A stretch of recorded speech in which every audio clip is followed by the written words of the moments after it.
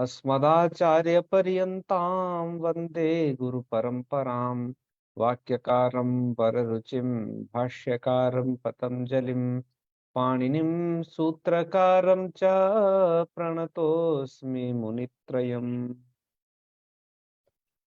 मित्राणि नमो नमः। आइए, आपका स्वागत है। आज हम पढ़ने जा रहे हैं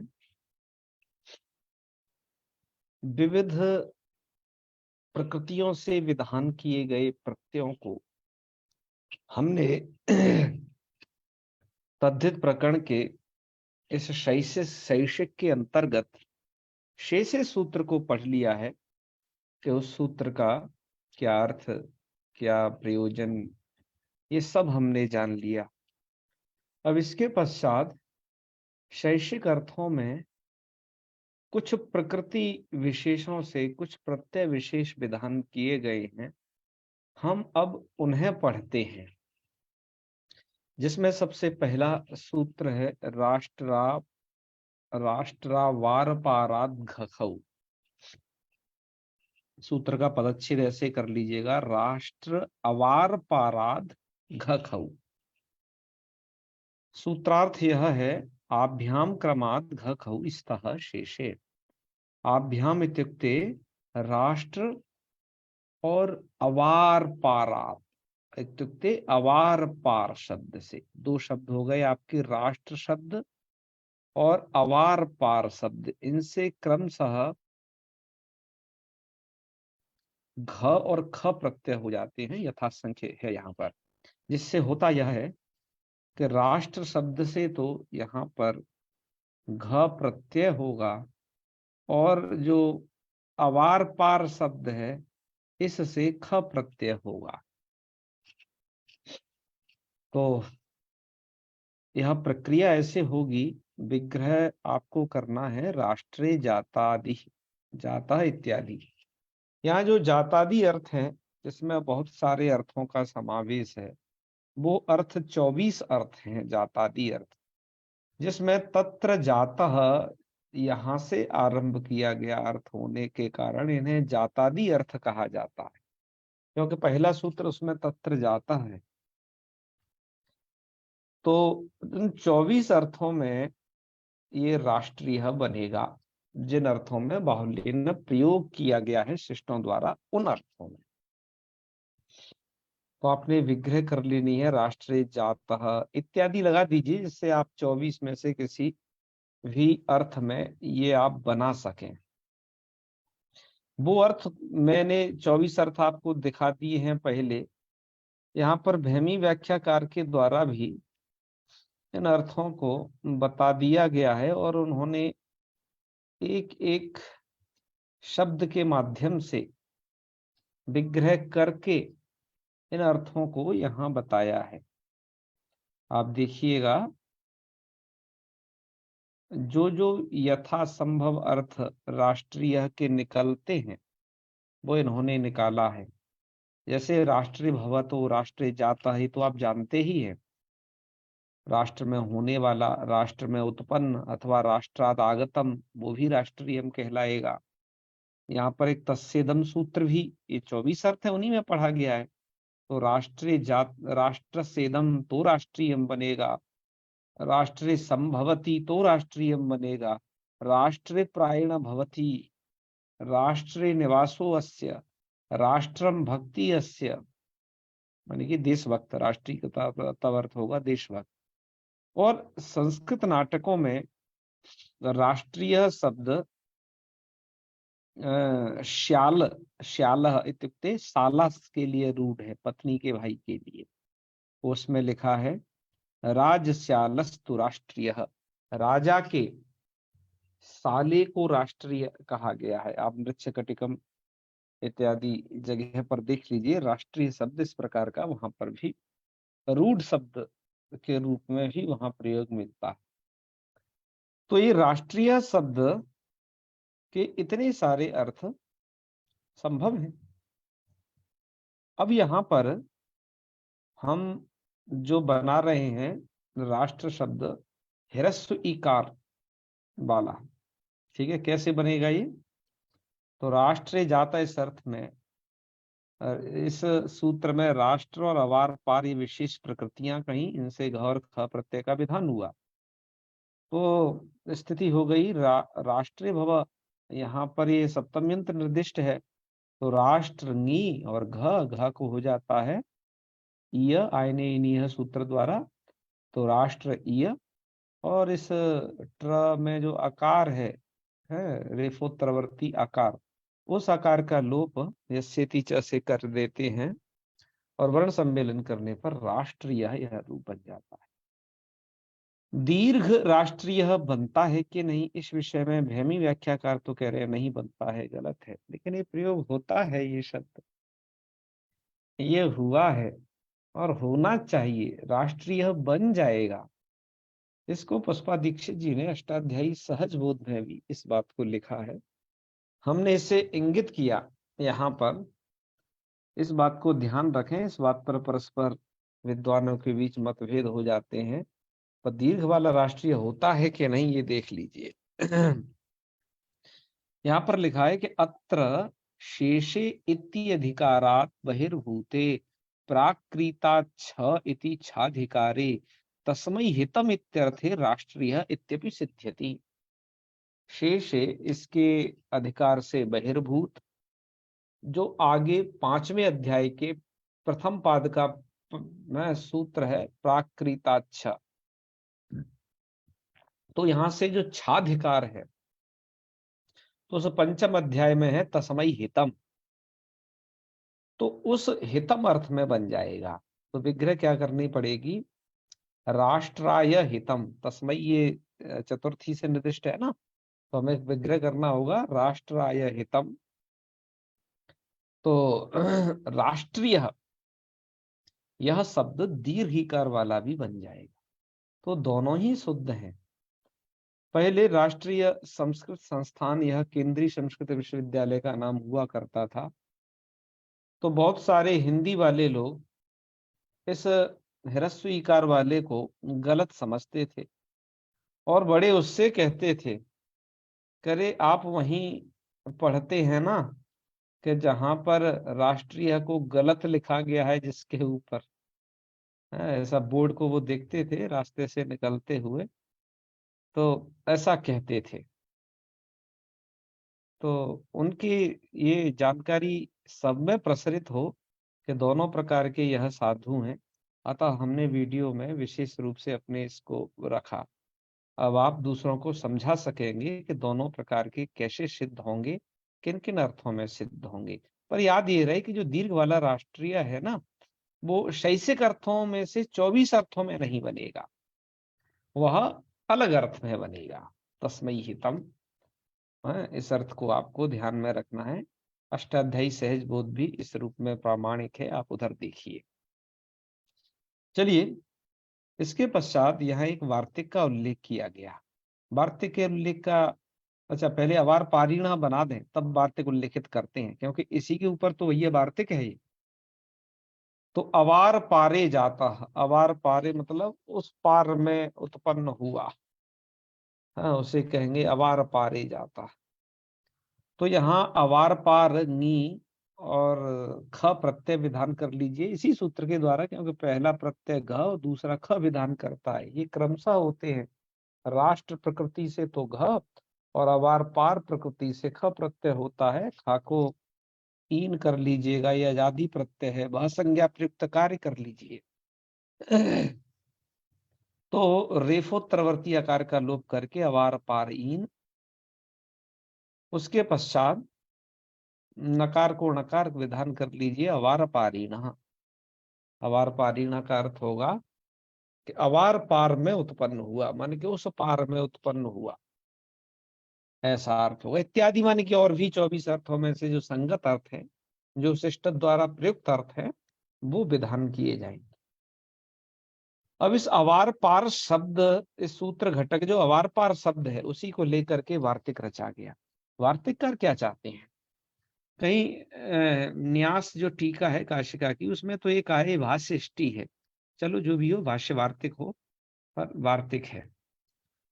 तो यहाँ पर इस वार्तिक का स्वरूप यही है कि ये वार्तिक को मिलित पढ़ दिया गया है। भाष्य में ये अलग अलग रूप में है, लेकिन यहाँ पर सिद्धांत कौमुदी में, और क्योंकि लक कौमुदी ने भी सिद्धांत कौमुदीकार का अनुकरण किया है, तो इसको एक साथ पढ़ दिया है इस वार्तिक को। नहीं, विग्रहीतादपि और विपरीताच ऐसे अलग अलग वार्तिक उपलब्ध होते हैं, लेकिन इन सबको मिला करके एक वार्तिक बना करके पढ़ दिया। तो वार्तिक का स्वरूप ऐसा है इधर कि अवार पाराद विग्रहीतादपि विपरीताच चेति वक्तव्य। वार्तिक का अर्थ समझ लिया जावे। वार्तिक का अर्थ होता है अवार पार शब्दात, अवार पार शब्द से विग्रहीतात, विग्रहीतात का मतलब भिन्न भिन्न, पृथक पृथक, अलग अलग रूप में भी, उसको लिखा है विग्रहीतात। विग्रहीतात का मतलब है अवर शब्दात, वो अवार शब्दात और पार शब्दात। माने कि अवार पार में दो शब्द हैं, उसमें से अवार से भी अलग से ख प्रत्यय हो जाएगा और पार शब्द से भी अलग से ख प्रत्यय हो जाएगा। ये है विग्रहीतात का मतलब उसे अलग अलग करके भी प्रत्यय हो जाए। तो अवार शब्दाच पार शब्दाच, ये अर्थ हुआ विग्रहीतात का है। पृथक भूतात मतलब अलग अलग किए गए, इनसे प्रत्यय होगा। विपरीतात, विपरीतात का मतलब है कि भैया पार को पहले ले आओ, अवार को बाद में कर दो, तो क्या बन जाएगा पारावार। तो ये तीन से प्रत्यय विधान कर दिया, सबसे पहला अवार से, दूसरा पार से, तीसरा पारावार से। इनसे भी ये ख प्रत्यय हो जाता है। तो ख प्रत्यय हो जाएगा तो अवार शब्द से कर दिया तो अवारीण, पार शब्द से कर दिया तो पारीण, और पारावार शब्द से कर दिया तो पारावारीण। विग्रह आपको वही रखना है, अवारे जाता, पारे जाता, पारावारे जाता है, उस पार हुआ, ये इनका अर्थ होगा। तो इन प्रकृतियों से भी ये प्रत्यय का वार्तिककार के द्वारा इस तरीके से विधान किया गया। इसके पश्चात ये जातादि अर्थों में प्रत्यय हुआ है। लेकिन जातादि अर्थ अभी बताए तो है ही नहीं, अभी प्रक्रिया यह चल रही है कि शेषे सूत्र को बता दिया, और शेषे सूत्र को बताने के पश्चात राष्ट्र अवार पार शब्द से खटाखट घ प्रत्यय का विधान कर दिया। अर्थ निर्दिष्ट नहीं किया गया सूत्रों में कि ये किस अर्थ में प्रत्यय होगा, तो किस अर्थ में प्रत्यय होगा इस अर्थ निर्दिष्ट नहीं किया गया। तो ये जहां अर्थ निर्दिष्ट नहीं होता है तो वैयाकरणों के यहाँ पर एक नियम है, अनिर्दिष्टाः प्रत्ययाः स्वार्थे भवन्ति। अनिर्दिष्ट प्रत्यय स्वार्थ में हो जाते हैं। तो कहीं एक प्रकृति के अर्थ में ही तो विधान नहीं किए, कर दिए जा रहे ये प्रत्यय, तो उसके लिए बताया जा रहा है कि नहीं, ऐसी बात नहीं है। उसके लिए लिखा आगे कि यह प्रकृति विशेषात् घादयश ट्यूटुलाः ट्यूटुलन्ताः प्रत्ययाः उच्यन्ते। तो यहां पर बताया गया कि यह प्रकृति विशेषात्, प्रकृति विशेष मतलब जैसे राष्ट्र शब्द, अवार पार शब्द, ऐसी ऐसी जो प्रकृति विशेष हैं उनसे घादयष्ट्यूटुलन्ताः प्रत्ययाः उच्यन्ते। घादय, घादय का मतलब भैया इरा राष्ट्रा पारा वारा घखऊ यहां से लेकर के, और ट्यूटुल जहां तक, जहां आगे आएगा है, सायं चिरम प्राणे प्रगे ट्यूटुलु तुच्छ, ये जो सूत्र है, इस सूत्र तक जो प्रत्यय है वो प्रकृति विशेषों से कहे गए हैं। प्रकृति विशेष मतलब उनके लिए प्रकृति निर्दिष्ट कर दी है, हर किसी से नहीं होगा। उनको जो जो प्रकृतियां हैं उनको सूत्र में पढ़ दिया है, जैसे यहाँ राष्ट्र शब्द और अवार पार शब्द को पढ़ दिया था, ऐसे ही। और कहा यहाँ को अर्धविराम लगा देना चाहिए, फिर आगे है तेषाम अर्थात उनके, जातादयो अर्थ विशेष, उनके जो जातादि अर्थ विशेष हैं, और समर्थ विभक्तयश्च, और वो किन विभक्तियों से हो रहे हैं। जैसे यहाँ पर तत्र भव आगे निर्दिष्ट किया जाएगा, नहीं वक्ष्यन्ते, वक्ष्यन्ते मतलब वो जातादि अर्थ विशेष हैं, वो आगे कहे जाएंगे, और वो समर्थ विभक्तियां भी कही जाएंगी। कैसे कि जैसे बताया जाएगा आपको कि तत्र भव, यहाँ पर तत्र निर्दिष्ट कर दिया तो ये सप्तम यंत्र से होगा है। और तत्र जातः बता दिया सप्तम यंत्र से होगा। ऐसे इनकी जो विभक्तियां हैं ये आगे उधर निर्दिष्ट की जाएंगी। ठीक है, आप वहां पर आपको पता चल जाएगा सूस्य निवासा, ततः आगतः, कहीं पंचमी निर्दिष्ट है, कहीं षष्ठी निर्दिष्ट है। तो ऐसे आप पता कर लेंगे कि हाँ ये विभक्तियां हैं, इनसे इन इन अर्थों में ये प्रत्यय विधान किए जा रहे हैं। तो जाता जी 24 अर्थ है वो आगे बताए गए हैं। अभी तो यहाँ पर खटाखट खटाखट उन्होंने प्रकृति विशेष से बस वो प्रत्यय बताए जा रहे हैं, वो अर्थ किसमें होंगे वो अर्थ आगे बताए गए। यह इसके माध्यम से बताया है। अब चलिए इसके पश्चात आगे की बात करते हैं। ये इस स्लाइड का जो विषय है आपने समझ लिया। अब आगे के सूत्रों पर चर्चा करते हैं। मित्रों इसके पश्चात यहाँ पर ये कुछ सूत्र मूल में पढ़े गए, जिसमें है ग्रामाद्यखौ। तो सूत्र का अर्थ होता है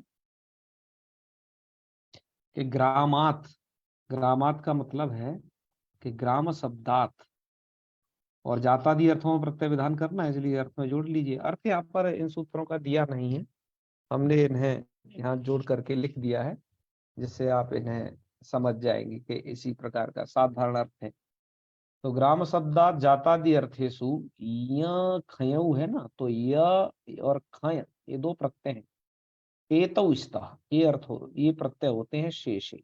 शेषे का अधिकार भी चल रहा है, इसलिए शेषे सब जगह जोड़ दिया है। तो ग्राम शब्द से देखो ग्राम प्रकृति यहाँ पर उच्चारित की गई, तो विग्रह कर लेना ग्रामे जाता इत्यादि माने के और अर्थों में भी संभव हो जाएगा। तो क्या बनेगा, ग्रामे जाता ग्रामंगी, और पहले यह प्रत्यय कर लीजिए। तो ग्राम यह यकारादि प्रत्यय है, तब पूर्व की वह संज्ञा होगी और वह संज्ञा प्रयुक्त कार्य यस्येति च हो जाए। यस्येति च से ग्राम के मकारोत्तरवर्ती आकार का लोप होकर के ग्राम्य बन जाएगा। ग्राम्य का मतलब ये होगा ग्रामे भव, ग्रामे जाता है, ग्रामस्य इदम है। तो ग्राम्यम जीवनम यह भी प्रयोग शब्द होते हैं।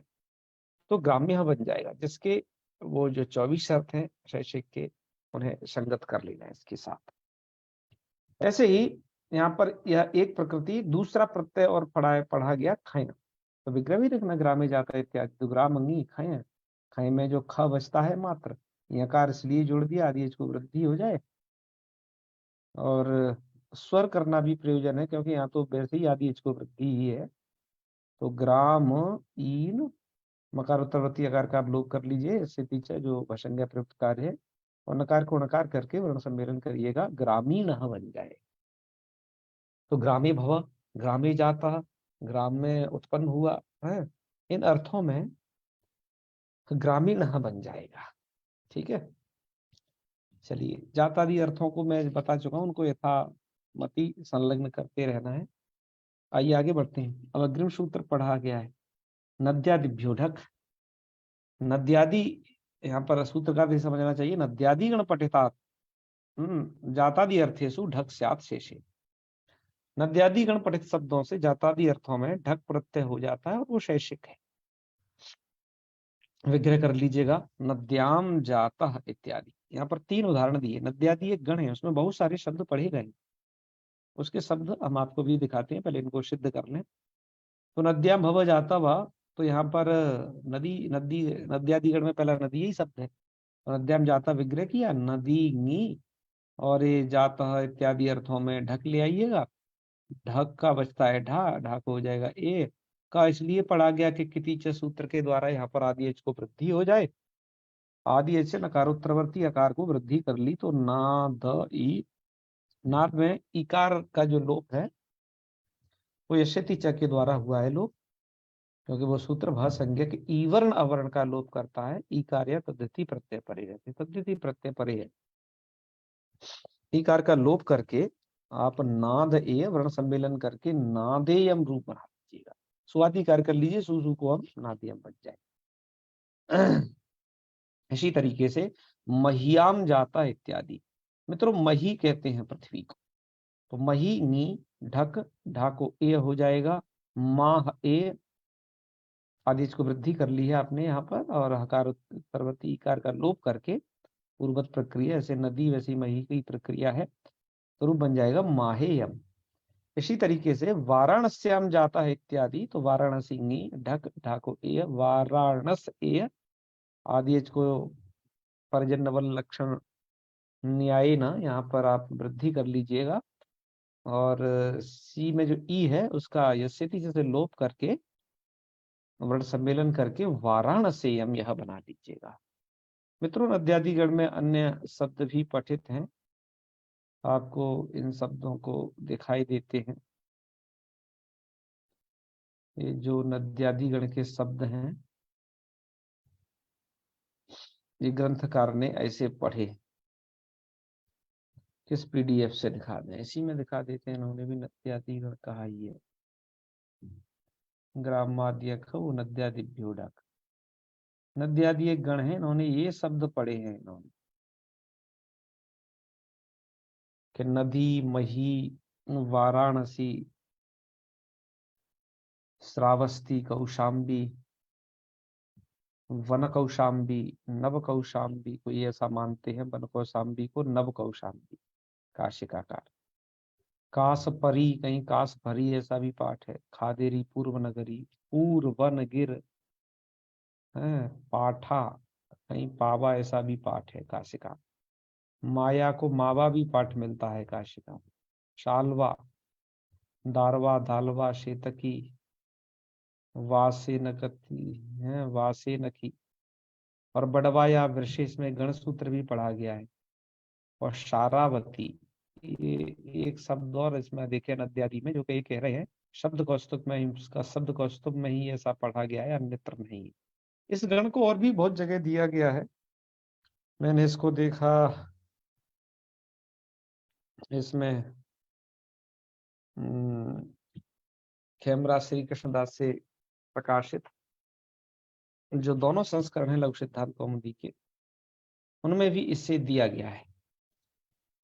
और लघु सिद्धांत कौमुदी का जो गीता प्रेस का संस्करण है उसमें इस गण को दिया गया है। थोड़ा सा भेद जरूर है इस गण के पाठ में, प्रेमी व्याख्याकार ने थोड़ा परिष्कृत करके इसको लिखाया था, हमने आपको इसे दर्शाया। चलिए अब आपने ग्रामाद या खऊ के बाद नद्यादिप्यो ढक ये भी जान लिया, और इससे होने जो प्रयोग सिद्ध होते हैं वो सब आपने जान लिए। इसी तरीके से ढाढा को ये होकर के वो सभी के सभी प्रयोग सिद्ध हो जाएंगे। अब अग्रिम सूत्र है दक्षिणा पश्चात पुरुषस्त्यक। सूत्र को ऐसे अलग अलग पदच्छेद कर लीजिए, दक्षिणा पश्चात पुरुष, वो पुरुष और त्यक, इनसे त्यक प्रत्यय होता है। सूत्रार्थ ऐसे करिएगा, दक्षिणा पश्चात और पुरुष ये अव्यय हैं, इन अव्ययों से अव्ययभ्य त्यक स्यात्, इन अव्ययों से त्यक प्रत्यय हो जाता है, शेष जातादि अर्थों में होगा और शेष, और वो शैषिक होता है। ठीक है, विग्रह कर लेना यहाँ पर दक्षिणा जातः इत्यादि, ऐसा विग्रह। यहाँ पर दक्षिणा ये अव्यय है, तो विग्रह ऐसा ही रखा है हमने, इसे निर्विभक्तिक रखा है, इसमें कोई विभक्ति नहीं। तो दक्षिणात्यक, त्यक क्या बचेगा त्य, और त्यक प्रत्यकित है कित होने से आदि को वृद्धि कर लेना, दाक्षिणात्य बना लेना। इसी तरीके से दूसरा शब्द है पश्चात। पश्चात शब्द से आप त्यक प्रत्यय का योजन कर लीजिए, आदि को वृद्धि करके त्यक का बचेगा क्या, त्य बचेगा। तो पश्चात्य, और इनमें से आपको अब एक तकार का करना पड़ेगा लोप। ठीक है, तो इस एक तकार को इसमें से हटा दीजिए, तो लोप हो जाएगा क्या। पाश्चात्य एक तकार रूप घटित है, तो एक प्रत्यय का एक का लोप हो जाएगा तब तो, क्योंकि यहाँ तो डबल तकार वाला भी है। इस पर भैमी व्याख्याकार एक टिप्पणी लिखे हैं भैया, ये आपको जान लेनी चाहिए। भैमी व्याख्याकार ये कह रहे हैं कि यहाँ पर पश्चात के तकार को जस्त्वेन दकार होकर के खरीच से पुनः तकार हो जाता है, और तकार होने के पश्चात फिर इसकी लोप की प्राप्ति नहीं होती है। तो यहाँ पर दो तकार घटित रूप लिखना ही उचित है। सही बात कह रहे हैं। तो इस प्रकार, क्योंकि तकार का लोप हम विधान किससे कर सकेंगे, जरूर जरी सवर्ण से करेंगे तो हल से परे जर का लोप सवर्ण जर परे रहते वो मिलेगा ही नहीं, तो वो घट नहीं सकते और भी लोप विधान नहीं हो सकता। इसलिए डबल तकार वाला ही रूप यहाँ पर पाश्चात्य में प्रयोग करना चाहिए। हम इसे सुधार देंगे, यहाँ पर एक तकार वाला लिख गया है, वस्तुतः इसे ऐसे लिखना चाहिए, पाश्चात्य को पाश्चात्य, पाश्चात्य, ओके, ऐसे लिख सकते हैं। यहाँ पर ये डबल तकार हो गए, तो ठीक है जी, डबल तकार वाला ही यहाँ पर लिखना चाहिए, ये अव्यय है, इस तरीके से सिद्ध हो जाएगा। और भी कुछ संस्करण है, उनमें से एक तकार वाला दे दिया है, अतः वहां से हमने इसे लिखा, लेकिन गीता प्रेसकार ने तो डबल तकार वाला दिया है, हम भी इसे डबल तकार वाला इसमें योजित कर देंगे, ये इसमें अवशेष रह गया है। चलिए, इसके पश्चात पुरुष शब्द है। पुरुष शब्द से आप कर दीजिए त्यक प्रत्यय, त्यक का या और आदेश को वृद्धि, तो पू के उकार को वृद्धि कर दीजिए, तो पौरस्त्य रूप बन जाएगा आपका, पौरस्त्य रूप बन जाएगा। तो आप यहाँ पर समझ गए होंगे कि किस प्रकार से आपका ये पौरस्त्य रूप भी सिद्ध हो जाएगा। तो आज हमें इतने से इन शब्दों को पढ़ना था, हमने इन्हें जान लिया है, ठीक है। तो पौरस्त्य इत्यादि की, पाश्चात्य इत्यादि की बात हो गई है, इस प्रकार से ये बनेंगे। एक बात और मुझे इस विषय में विशेष कहनी है कि ये जो दक्षिणा शब्द अव्यय है ना, और ये आजंत अव्यय है। दक्षिणा शब्द क्या है, आजंतम अव्यय। तो इसलिए हमने यहाँ पर विभक्ति उत्पत्ति नहीं की, दाक्षिणात्य इस प्रकार का रूप बनाया, दक्षिणा जाता है ऐसा विग्रह किया था। लेकिन गीता प्रेसकार ने यहाँ पर इस रूप को बनाते वक्त एक दूसरे तरीके से विग्रह किया है, जो भैमी व्याख्याकार से बिल्कुल भी नहीं। ये विग्रह भी आपको देख लेना चाहिए, और इसके रूप की सिद्धि का प्रकार भी उन्होंने बताया है। देखिए, यहाँ पर इस प्रकार से लिखते हैं कि दक्षिणाच इति, मतलब इस सूत्र में दक्षिणा शब्द है, ये सूत्र उद्धृत किया है यहाँ पर, दक्षिणा शब्द से आज प्रत्यय का विधान होकर के दक्षिणा शब्द बना। तो दक्षिणात इति आजंतो, आजंत दक्षिणा शब्द अव्यय संज्ञा, दक्षिणा शब्द जो है अव्यय संज्ञा है। पर साहचर्यात, और ये इसलिए भी अव्यय संज्ञा कहते हैं, पर साहचर्यात। पर साहचर्यात का मतलब ये है कि देखिए, दक्षिणा शब्द के बाद में पश्चात शब्द और पुरस शब्द दोनों के दोनों अव्यय पढ़े गए। तो अव्यय पढ़े होने से क्या होगा, ऐसा समझा जाएगा कि दक्षिणा शब्द भी अव्यय है, सहचर से समझा जाएगा, क्योंकि सहचरता सहचरते मध्य सहचरित से है। अब इसके पश्चात